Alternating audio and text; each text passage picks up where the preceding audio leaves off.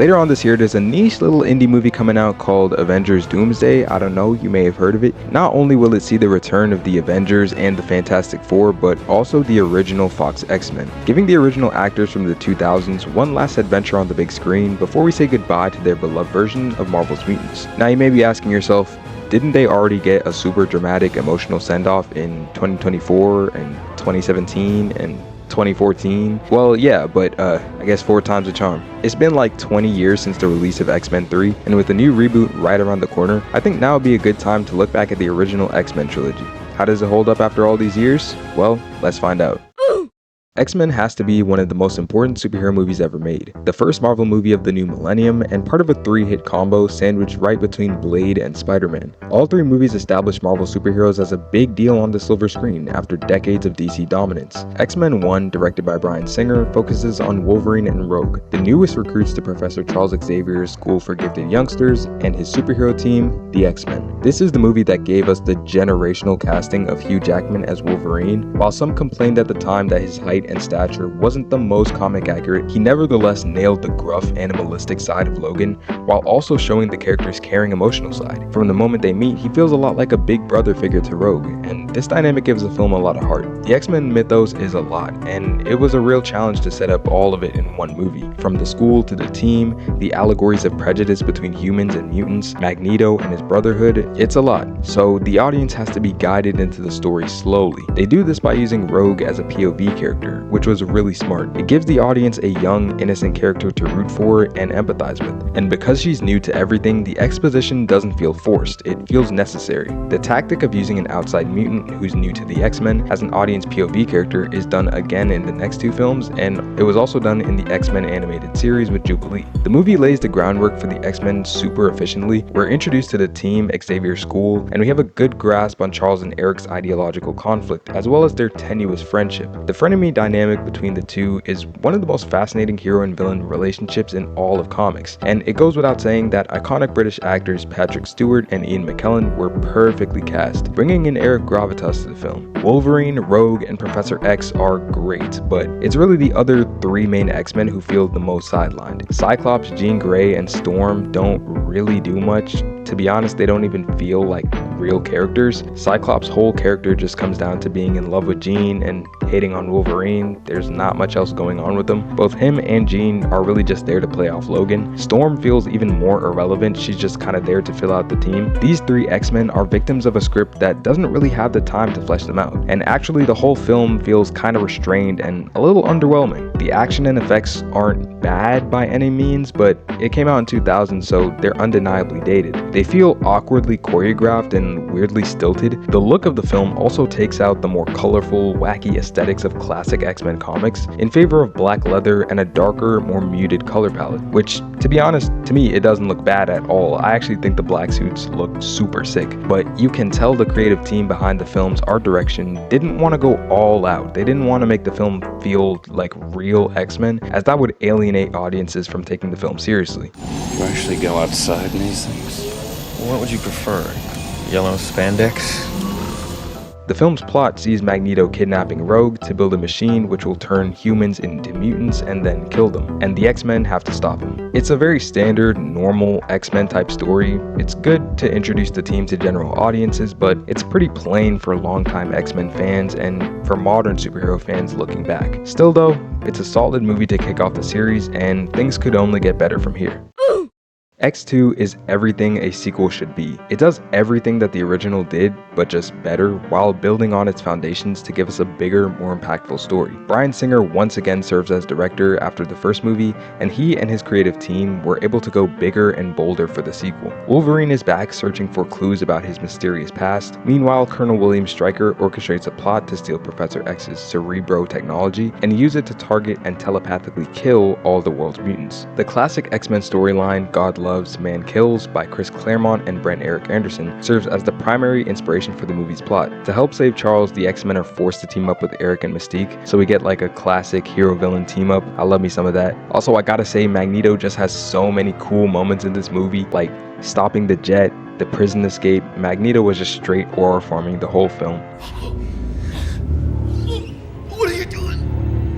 Too much iron in your blood.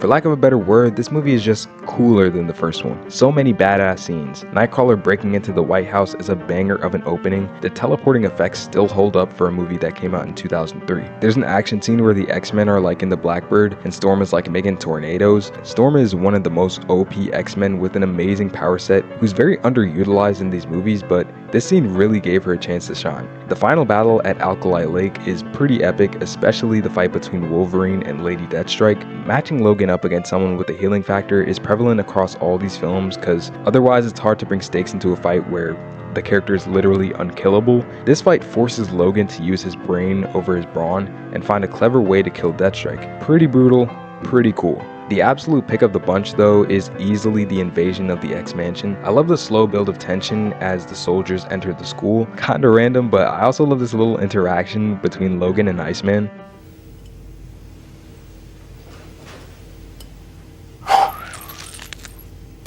Thanks. No problem. When the soldiers start attacking, the action is pretty exciting. I really like when superhero movie action scenes emphasize saving people, because you know, that's kind of like the whole MO of being a superhero. Saving the students and making sure they're safe takes top priority. Like the rest of the movie, this scene is pretty Wolverine centric, but I'm not complaining, I mean, he's the GOAT. I think this film is the most thematically rich of the OG X-Men trilogy, incorporating many themes of prejudice, oppression, and community. First off, Nightcrawler is used as the POV character, and his religion is a big part of his introduction and themes throughout the movie, representing how members of persecuted groups can hold on to their religion or spirituality to ground themselves in the face of constant oppression. Iceman revealing to his family that he's a mutant is a pretty clear coming out allegory for LGBT youth. His parents are misunderstanding and dismissive of his identity while faking respect. We thought Bobby was going to a school for the gifted. Bobby is the gifted. We know that. We just didn't realize We still love you, Bobby. It's just this mutant problem is a little... What mutant problem?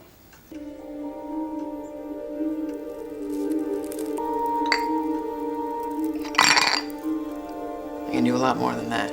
Ollie, have you tried not being a mutant? Colonel Stryker, Magneto, and Professor X also play out the dynamic of oppressor and the different mentalities prejudice can manifest in the oppressed group. Charles and Eric are very famously exaggerated allegories of civil rights leaders MLK Jr. and Malcolm X. Stryker, who represents militarized action against said oppressed group, uses mostly other mutants and mutant technology to carry out his plan. He is also shown to be instrumental in the origin of Wolverine, our main mutant character. Stryker hates mutants, but at the same time he has like a weird, perverse obsession with them and how they can be used for his own means and as tools for violence for the government. This can easily be seen as a metaphor for how the US government views and treats many marginalized groups throughout history. Stryker enacts his plans by mind controlling mutants. He has a mutant sidekick. His own son, his own flesh and blood, is a mutant himself, which means that Stryker's actions can be viewed through the lens of possible self-hatred as well. It's great writing, bringing in a lot of the layered themes that have been prevalent throughout the X-Men's whole history.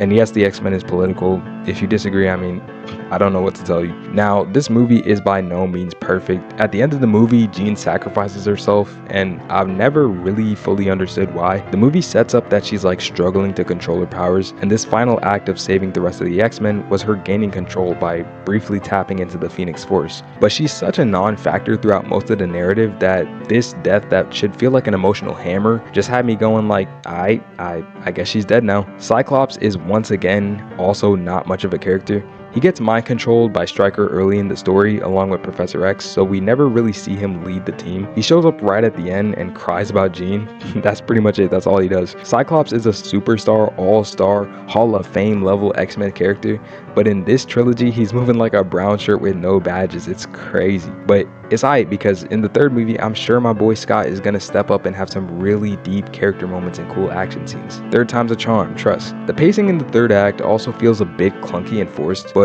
overall, I mean, it's a pretty good movie. In my opinion, easily the highlight of the trilogy. X-Men 3 saw a big change to the franchise. Instead of Bryan Singer, it was Brett Ratner who served as the director. Unlike the second film, which was 2 hours long, the first film and the third film are just over 90 minutes. But while X-Men 1 could get away with this shorter runtime due to a simpler, straightforward story, X-Men 3 tries to stuff the 90 minutes with so many plot lines and characters that the film becomes a complete mess and falls apart.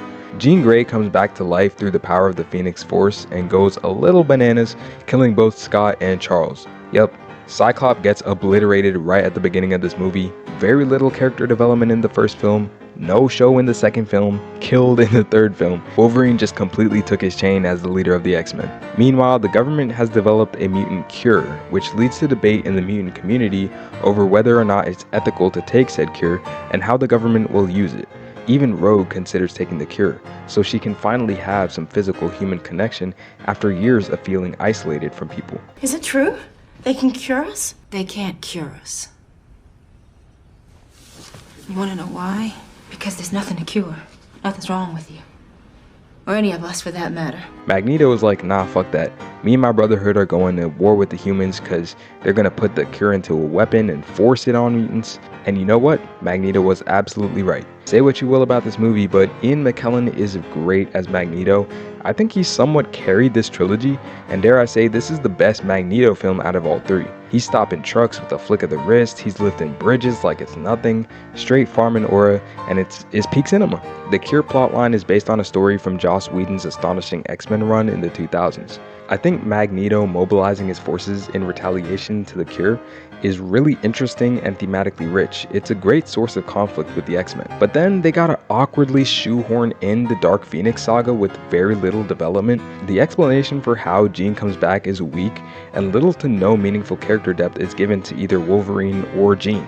And definitely not to Charles and Scott, because, you know, they're dead. The Phoenix Force Jean stuff is so forced and rushed, it really should have carried its own film. Once again, Jean dies at the end. Once again, I don't give a shit. The movie has some cool action. The scene of the mutants confronting Jean at the house is pretty great, even if I don't love the idea of Charles dying. Juggernaut's also here, so I guess that's cool. Don't you know who I am? I'm the Juggernaut, bitch!